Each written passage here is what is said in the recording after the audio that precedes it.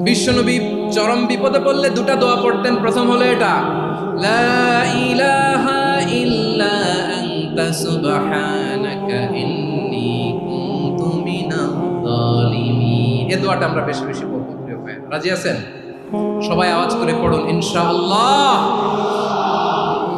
আমার প্রিয় ভাইয়েরা, বিপদে পড়লে বিশ্বনবী আরো একটা দোয়া পড়তেন, লা ইলাহা ইল্লাল্লাহুল আযীমুল হালিম, লা ইলাহা ইল্লাল্লাহু রাব্বুল আরশিল আযীম, লা ইলাহা ইল্লাল্লাহু রাব্বুস সামাওয়াতি ওয়াল আরদি ওয়া রাব্বুল আরশিল কারীম।